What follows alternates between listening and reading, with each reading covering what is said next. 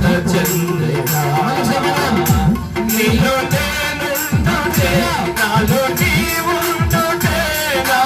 ఆత్మీయ అనుభవమే పరిశుద్ధాత్ముని